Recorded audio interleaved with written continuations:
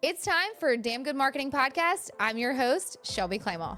From corporate executive to CEO to entrepreneur and the founder of Damn Good Marketing Live, this podcast is all about digital marketing, building a business you love, and creating a brand that's authentic to who you are. So if you're ready for honest, raw marketing conversations that you will not find anywhere else, let's freaking get it.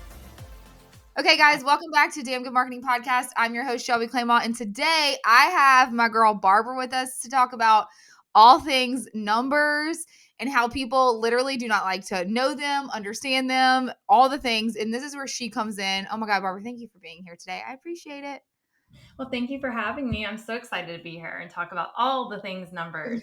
Okay, so for the people that don't know you, obviously, if you are in my world, you most likely know Barbara because she's been my CFO for what? I think 2 years now. Has it been 2? Yeah, 2 years. Maybe longer. I don't know. Almost 2 years, yeah. She basically is like my mom of my business. I ask her if we could do XYZ, obviously, because she's got the the numbers mindset and everything. So, Barbara, if they don't know you or if they do know you, let's remind them who you are. So, give us a little lowdown of who you are, what you do, how you can help, all the things. Go. Yes. Okay, so my name is Barbara LaPolla. I'm a CPA and I am also the founder of Jase Accounting Solutions. I've been a CPA for now almost 15 years, and I have been providing fractional CFO services for the past 6 years. So my background is I started in audit. I then worked in some accounting departments within companies, and then I have now moved on to providing these services through my firm, and that includes also bookkeeping, payroll. We kind of are a one-stop shop. And I love this. This is my most favorite part of my career path thus far because I really enjoy serving female entrepreneurs and helping them understand their numbers, make their numbers work for them so they can scale their business and meet those dreams the big dreams that they have. Cool. So, we're going to dive into it right now. Okay. I want you to just literally tell us, like, how important is it to actually know your numbers? And I'm not talking about like how much money you make, because truly, if you make a shit ton of money and then there's like nothing left over, or you don't allocate your money in the right areas, one, you could get burnout. You might not have enough employees. You might not be able to pay your taxes. You might not be able to pay your payroll, like all these things. What is the importance of knowing your numbers? Like the number one tip when it comes to actually knowing your numbers? Yeah. So I feel like a lot of people will say, oh, I'm not good with numbers. Numbers aren't my thing, right? Or math. I never was good at math. And so as a business owner, I feel like we cannot use that excuse, right? Because our business, it's based off of numbers. The numbers don't lie. So if we have our head in the sand and we're not really fully understanding our numbers, then we can't possibly be running our business the best way and scaling to those new heights, right? So I think it's important to obviously know. A lot of people will say, okay, this is how a lot of people come to me, at least. They'll say, okay, I know how much I make. They'll know their gross revenue number. Okay, I made like 100K this month. And then they'll say, I know what's in my bank.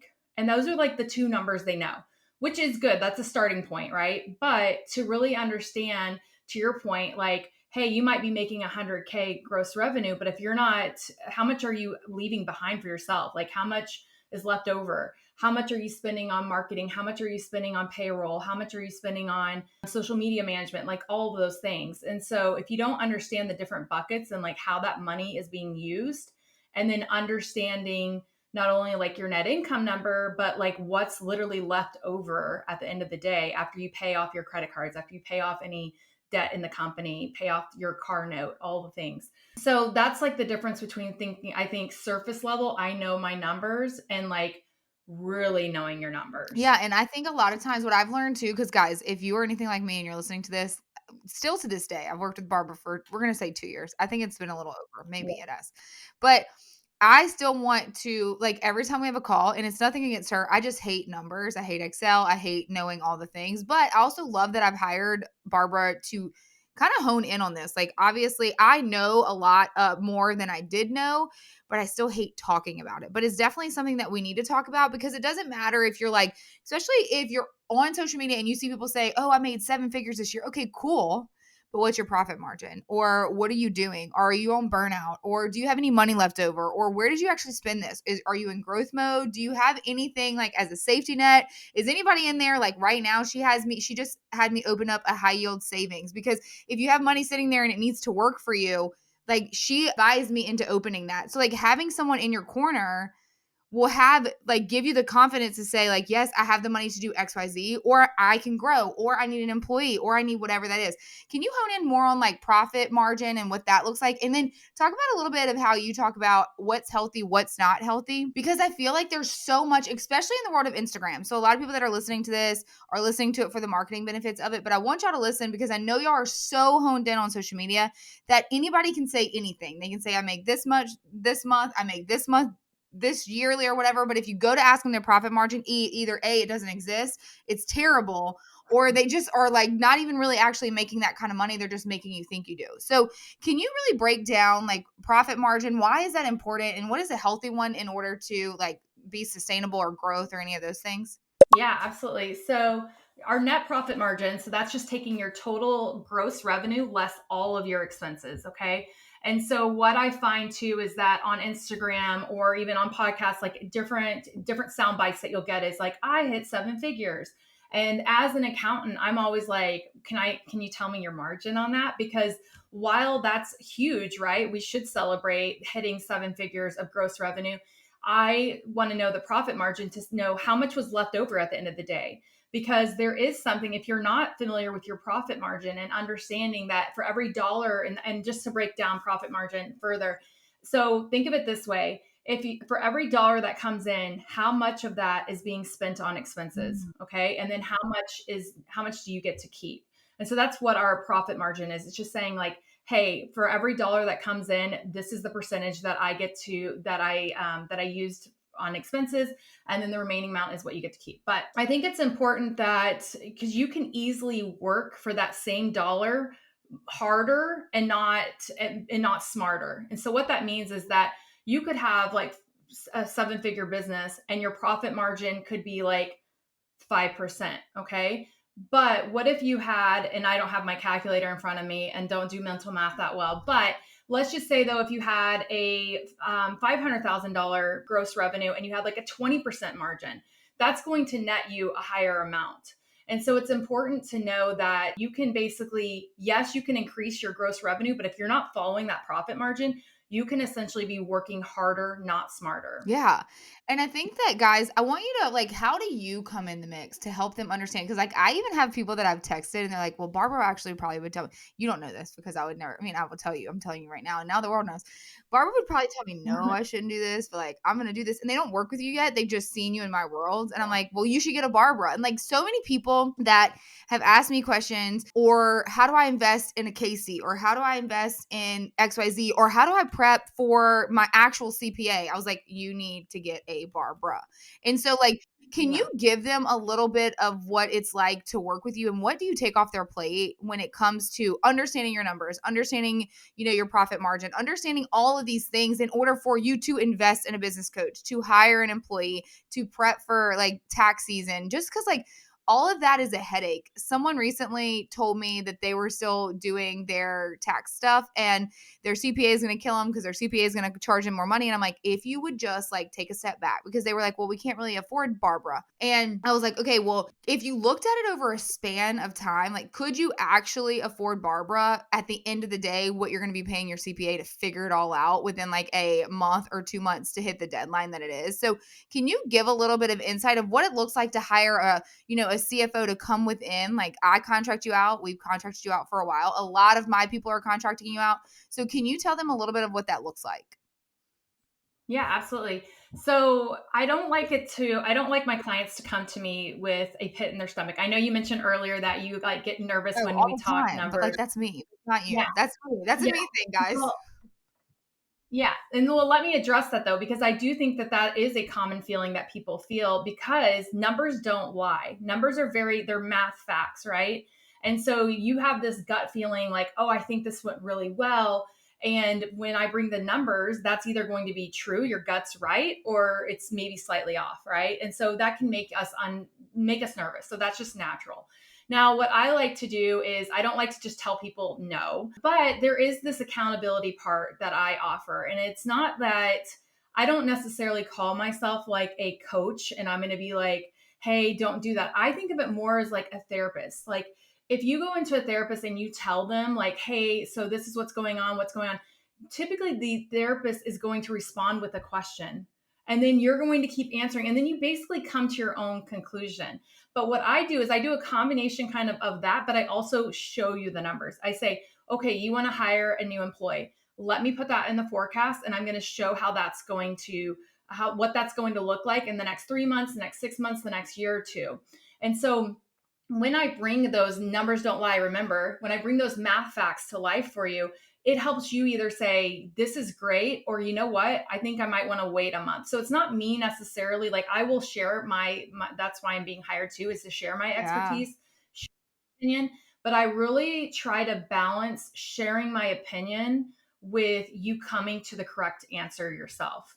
And so now if you're going like way off the rails, then I'm not afraid to be assertive and say, hey, I don't think this is wise, and here's why. Now, it might not make sense now, but I think in 3 months, if we could build up that cash reserve, then this is something we can go with.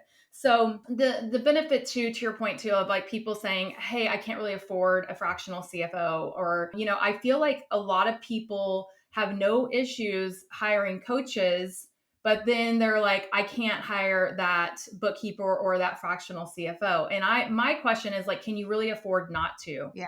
To your point too about the tax, like if you, from a bookkeeping standpoint, I'm an advocate of hiring out your bookkeeping sooner than later. I think that if you have hit your first like 6 figures in revenue, then you need to start thinking about having that bookkeeper come along. And a lot of people will wait and have their tax accountant do it, and they'll have their tax accountant do it during their busiest time of year. So that's from like January through end of April. And so when you are asking a tax accountant to now catch up your bookkeeping, essentially, they will charge you a premium. They're already going to be charging you a premium because they're usually billing by the hour, and their hourly rate is at least $200. So when we think about all that, I tell people, why don't you just have a bookkeeper that's helping you all year Yes. long? You'll probably pay the same amount of money between having your tax accountant do it at year end and having us do it throughout the year, but you get all this value from having real-time information at your fingertips. And then to the point of the fractional CFO piece, yes, I get it. Like I would say that not every business needs a fractional CFO, and I'll explain why. I think that if you are not wanting to scale, if you are not experiencing cash flow issues, if you feel like if your company's kind of at a stable level, like you're not necessarily going to be growing leaps and bounds, you don't have like, I guess, huge growth margins in place, then maybe you don't need a fractional CFO. Maybe you just really need a bookkeeper that's looking at your historical information. The fractional CFO piece comes into play when you are, like I said, looking to grow, and you need that forward-looking component. Yeah. You do not get that with a bookkeeper. They're historical focused. Fractional CFO is forward focused.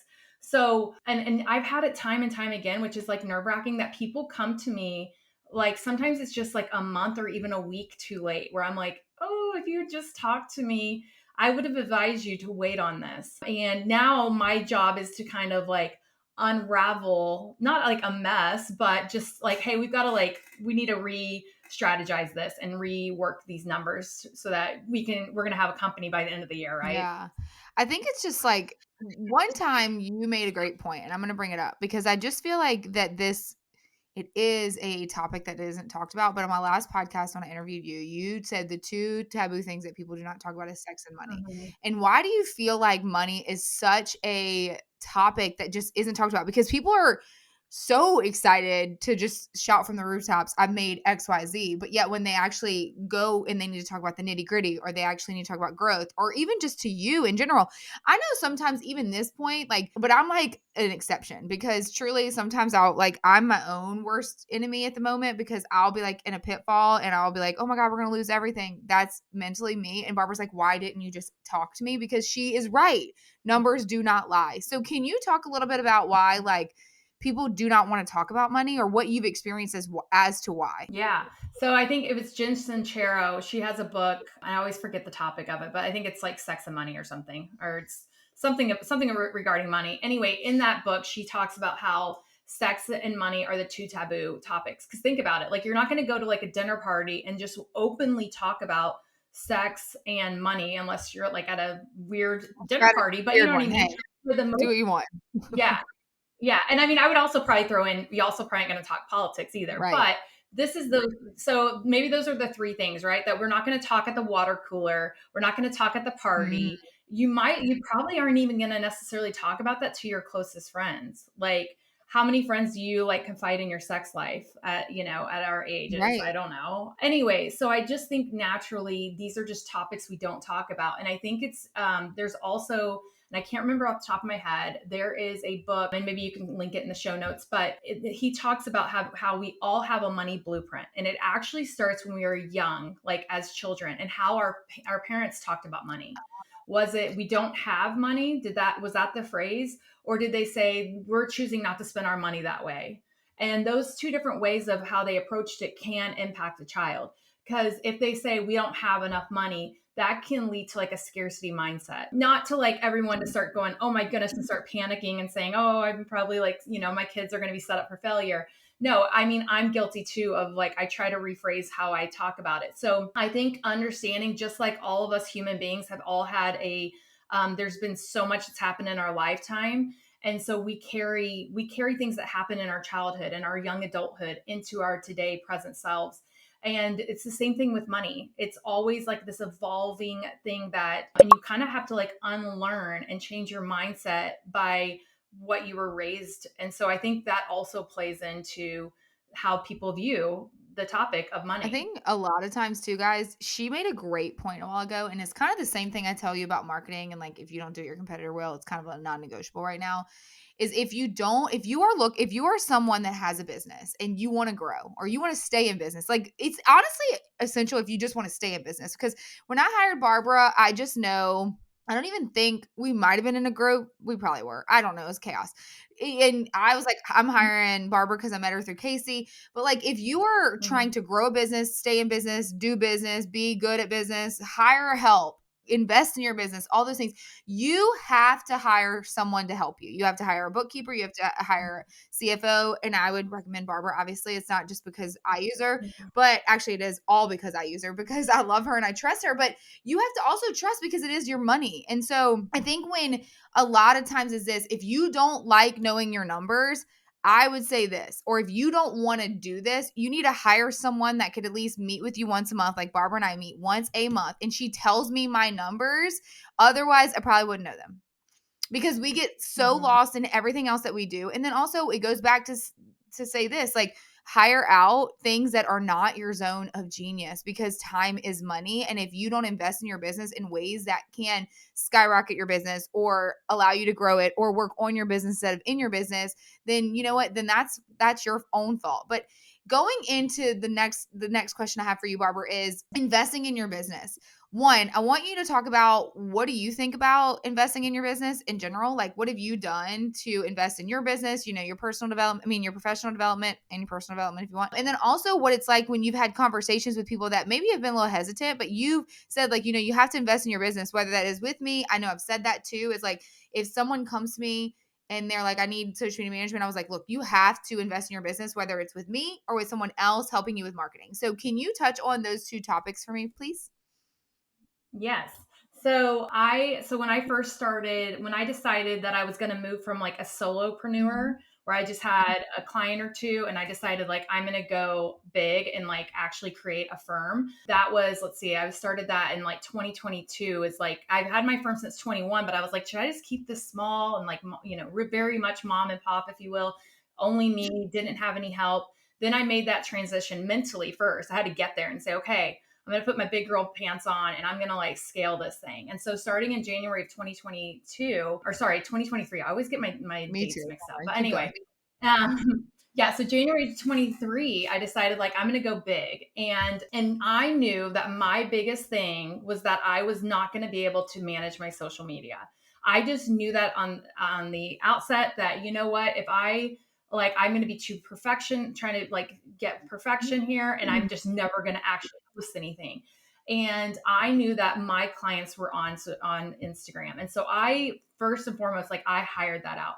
And that was paying like I think I was paying like $1,500 a month, which I know is cheap by all, whatever. But it still was a huge amount to me, right? From, hey, I don't necessarily have this new revenue to cover this. And so I had to take that and like that leap of faith and invest. And it turned out to do well for me. And that's how I met Casey. That's how I met then Shelby. So it's been like this snowball effect. So that's how personally investing in my business worked for me. So Instagram, I think, is a good, for me at least, I have found clients clearly or connections that have been very fruitful for me. But I do think it's a way of nurturing the audience once I've met them in person. Because we go back to that sex and money thing. People, they have to trust you, right? And it's hard to get that trust over Instagram. So it goes back to it's important that you are showing up in the rooms, having the more intimate conversations, and then nurturing those relationships on Instagram. Yeah, I think For I me. truly think that, especially like with getting in the room and like meeting people, y'all, if you don't know this, I don't even know if we've ever talked about this, but the first time Barbara and I actually met in real life was when we stayed in a room together at Keisha's event in Denver. It was like, oh, we became friends quick. But like, you know what? It's when you meet those people online, and I would have never met you if I would have never met Casey. Okay, let's go back. I would have never met you if I'd have never invested in Jasmine's mastermind, to have met Casey, to now have met you. And I think that what a lot of people do is they get so nervous at investing in themselves and putting themselves in the room, or investing in a marketing firm, or investing in a firm like yours, or an accounting firm, or whatever it is, because they're so scared. It's a scarcity mindset that you talked about earlier, which is so sad to me, in the sense of like, I still do it. Like, if you're listening to this, don't worry, I'm still there, but I am investing, because you want to know something that I have actually, and Barbara tells me this over and over again. If shit were to hit the fan, guess who would tell me? Barbara. And like, the thing is this, I will know, but she forecasts out, and I've seen it, and I'm like, wait, that just stresses me out. But it also gives you an extra layer of protection of someone else looking at your numbers, looking at your money, understanding where it goes. Like, if I want to hire a full-time employee, like we've had this conversation this week of possibly bringing one of my contractors on full-time. And I was like, okay, Barbara, what does that look like? So you know what she does? She goes and runs the numbers, and she says, okay, well, we can do this now, or we can wait later, or when are you looking to, pull the trigger on this? So it's like someone else to bounce those ideas off of, because as a business owner, sometimes you're a visionary, sometimes you're a creative, especially if you're in the world of what I'm in. And like, you don't necessarily, sometimes I react really quickly without thinking through some stuff. I will say my gut is really well. So sometimes I get away with it, and sometimes I put myself in a pickle. But having someone there to bounce ideas off of, and like ask, like, do you think this is a good idea? Where do we see me in 6 months, 3 months, a year from now, whatever, if we did do this investment? And I just think that a lot of times when you are so scared to invest in yourself, you are suppressing the success that you could have and the purpose that God gave you in order to fulfill your dream that you have. And so, investing in your business, I have met some of my very, very, very, very, very best friends online. It's almost like online dating. Me and Barbara like met for the first time ever, and we stayed in the same hotel room. So, but I'm just saying, like, if you don't take a chance on your business, then I don't know how well you'll be able to do it alone, because in the world of entrepreneurship, and I'm sure Barbara can like kind of hone in on this too a little bit, it is lonely. It is a whole different world. It is a different dynamic, and it goes back to as we grew up. My parents are entrepreneurs too, but a lot of times back in the day, they don't talk about the hardships. They don't talk about it publicly. And like, everything we're seeing right now is all about, oh, I'm making $10,000 months, or I made 7 figures, or whatever. And I'm like, hey, I'm over here crying in my car. And I have like such a great community that I've met, that I've hired, that I've invested in, that I've met online, that really just kind of cater to me. I guess, Barbara, my next question would be this: is how much have you been thankful and grateful that you have invested in your business, and that you have met such close friends to get you through the world of entrepreneurship? And then also, could anything have prepared you for the world of entrepreneurship? Yeah, so I mean, I think you hit the nail on the head, is that when you surround yourself with other entrepreneurs, it is different than just like hanging out with some friends from college, right? Because they might have a regular 9 to 5 job, and you're like a full-blown entrepreneur. And so meeting these other women that are entrepreneurs right from the outset, we know like, hey, there's this unspoken understanding with each other that, hey, I know what you're going through. Or, I Yeah. know like some of the personalities that you're experiencing or have experienced or you're going to experience.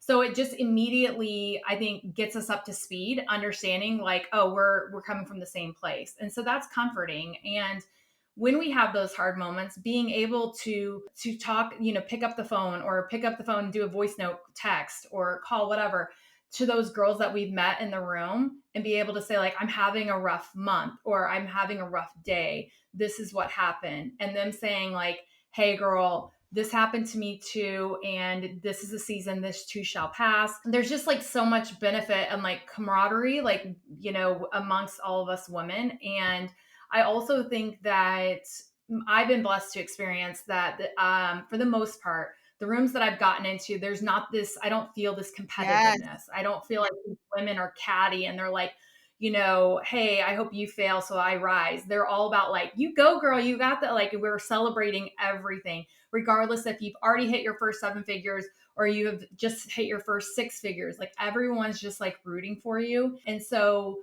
to your other point about like, was I prepared for entrepreneurship? No. So I think we all start off with like, hey, I have a service or I have a product to offer, and people like, there's some demand for this. People, and I'm getting good feedback, right? That is like literally one aspect of entrepreneurship. And that's important, right? Because you can't really have a business if you don't know your Yeah. audience and you don't understand if the audience wants what you're selling. But, and so when I made that leap from solopreneur to like full-fledged firm, like I was like, oh my goodness, there now you got to manage people, right? Now you have to, and it's different. Like I have past experience, I've managed people, but this is just like a different animal because it's your company, Yeah. right? And ultimately I try to tell people that your trainee is only as good as their trainer. Guess who's their trainer? It's Yes. you. So if you're, so it's kind of like this reflection back to you, like, yes, you're going to get bad employees. Yes, you're going to get bad contractors. Not everyone can be this unicorn, but sometimes you have to look within and say, did I like train them right? Mhm. Did I do my job correctly? Where do I need to learn or where do I need to grow? And guess what? Sometimes it's reading a business book on leadership, but then you find out really quickly too that, oh, there's some like personal growth. Like there's some personal characteristics that I have that aren't serving me well. How do I dive into that, reconcile and be better? And so then I can show up in my business better. So I really do feel like the journey to entrepreneurship has been something unlike I've ever. I don't think there's anything that can really prepare you for. I think it's just a constant evolution and a constant understanding that you are growing. You're in constant growth mode personally, professionally, and then like in your actual business. And so you have to be up for the challenge and have that discipline. I know. I feel like it's like something no one could have ever prepared me for. And I honestly, my parents are entrepreneurs, so like it's like you think you know like what you're getting into, and then you get into it, and you're like, wow, I'm gonna just go work at Costco. But the Mhm. amount of texts I just tell Casey and Barbara, I'm like quitting. I'm going to work at Costco is pretty humorous at this point. Okay, can you give us a little glimpse as we wrap up? What is it like to work with you? What does that mean? What does it look like? What do they get? Yes. Tell us a little bit about that nitty gritty of that, so that I hope everyone listens to Yeah. you just like influxes your inbox and is like, I want Barbara. Um, yeah. So I mean, it depends on where what they're needing, right? Where they're at in their business and what they actually need. So I have bookkeeping. So that's like I said, that's for everyone, honestly. And that's getting you your monthly financials. We go over those like high level KPIs, like we're looking at your net profit margin, gross profit margin. We are looking at revenue from month to month. So we're doing like a monthly P&L and so you can so that you have the tools to be able to say, oh, okay, this is how last month performed. Is there a dip? Do I need a pivot? So that's the bookkeeping. Now, what I do for fractional CFO services is typically my clients, and not all of them necessarily come to me for their bookkeeping. Most of them do. Because I will tell you that if you don't have a good bookkeeper, there's a lot of there. I guess I'll say there's not a lot of good bookkeepers. And Mhm. so you want to make sure you have one because I can't do my job as a fractional CFO without good numbers. If I'm projecting out the wrong numbers, me and the business owner are both going to be in trouble, right? So the fractional CFO side of things comes into play with we're doing monthly. I actually do semi-monthly calls. So I'm trying to do the semi-monthly call to just say what's the update in the company. Like cuz there's so much that happens in one given month. They're like, "Oh, I'm terminating this person, I'm hiring this person. Oh, we launched this product, or this Yeah. offer." And so much can change. And so what I like to do is have that semi-monthly call to say what are the updates. Are there any pressing, questions and whatnot? Then I have another conversation a couple weeks later where I have the updated forecast. Based off that conversation, I can say, okay, we talked about hiring a new employee. You talked about launching a new offer. You talked about getting rid of one of your offers. And I can play that out and say, how does that impact the Mhm. forecast? And so with that forecast, it's going to say, okay, what is our updated projected total revenue for the year, total net income for the year? Also, what does the cash flow look like? So, how much money do we have left over to distribute to the owner to be able to invest in the company? And so that's really the two main deliverables. And we also will include like an annual budget, and we'll be looking at your budgets to actuals each month to just say, how did we perform based off of compared to what we budgeted, Yeah. right? Because that's important too. We've got to have some kind of benchmark, some baseline to really hold ourselves accountable and say, whoa, did we? I just tell people the budget's like that guardrails, right? It just kind of keeps us in line. It doesn't mean that we can't tweak it, that we can't update it. It doesn't mean that, hey, nope, sorry, you agreed to only spend X amount on professional development. You can't go to that Yeah. conference. That's not the goal. It's just saying, let's plug that in. Let's see how it impacts the numbers. So that's ultimately what comes along with it. We also, like I said, we do a KPI dashboard. We look at industry metrics and compare that, like, how are you comparing against industry? Because that's another way, another benchmark as well, is to understand how other companies that are doing offering your same services, how do you compare against them? And, I tell people, people will say comparison is a thief of joy. Yes, to a degree. But in this case, it's actually like, if you, depending on your goals and how you want to scale, we want to have that in the back of our mind of like, this is how the other people in your industry are Yeah. doing, so that we have some kind of target. And it doesn't mean that, like, if we can beat those targets, amazing. That means we just are being more efficient with our Yeah. resources, innovating, and all the things. And so, but that's important as well. And that's another part, a layer of the fractional CFO I think component. too, I do agree with you. Like, obviously, comparison is the thief of joy. But when it comes to Mhm. business, like, you still have to have a competitive edge. And so you need to Yeah. know what is happening in your industry, whether you like it or not. And this goes for me to tell you guys this. If mentally you can't do it, this is why you hire someone else to do it for you. Because if you can't, and I understand this coming firsthand, like, if you can't literally look at like what your competitor is doing, it might trigger something in your mental state or whatever it is that you cannot do. If you hire this out, it can be done by someone else. And that's what I actually recommend a lot of people do. So, like, some people will literally tell me, like, hey, I can't do social media because it triggers my mindset. Okay, cool. One, welcome to the club. Number two, hire someone that is going to help you get from point A to point B, because your business still needs to be known about. The same thing with your numbers. Like, oh my God, if anything, y'all, I'm not kidding. Just get on a discovery call with Barbara. We will put every single thing in the show notes. She is a gem to talk to. If you don't hire her right now, it might not be right now, but it is in the future, or whatever that may look like. Just establish a conversation. She will give you all types of like great feedback. She has literally bent over backwards for my business and has been a saving grace, because I'm a worst case scenario girly. And so that actually helps me understand, like, we have to do XYZ, but I'm also a goal oriented person. Like, okay, well, we have to make this number in order to continue to run effectively and efficiently. So what does that look like? So I think if you are on the fence of hiring a Barbara, I need you to just hire Barbara. Okay. Also, surpriser alert, she will be at DGML this year. She is on stage this year. We are talking financial aspect of things. So if you are coming to DGML, which obviously when this launches, the tickets still won't have launched yet. But if you are coming to DGML, why don't you go ahead and get your questions ready? Like, first off, call her, ask her the actual questions. And then in November, you can actually ask her the questions in real life too, or you can talk about the questions that you did ask her for other entrepreneurs to understand and know as well. Barbara, where can they find you? How can they holla at you? I was going to say that, but like, how old are we? Oh my God, it's so annoying. Anyway, how can they reach out to you? I'll put everything in the show notes, but give them a little plug. Yeah. Yeah, so you can either find me at my website, www.jaseaccounting.com, or you can look me up on Instagram at Jase Accounting. The handle's Jase Accounting. And it's spelled with an S. Jase is spelled with an S, so not a C. So yeah, you can find me on there. There is an option on my website that you can fill out a form, and then I will send you a link to my calendar. We can hop on a free discovery call, no pressure at all. But I love just hopping on a 30-minute call just to kind of help you answer some of your questions and help put you on the right path, even if it's not the time to work with me. So feel free to take advantage Absolutely, of guys. Literally, you can't afford not to hire her. Okay. Okay. If that. y'all like this episode, please like, share, comment, leave us a review. Y'all will see her beautiful face in November. I'm so freaking pumped. All right, guys. Until next time, let's freaking get it. And that's a wrap on another episode of Damn Good Marketing Podcast. Thank you all so much for being here. Make sure you comment, review, share it with a friend. Come back next week. And until next time, let's freaking get it.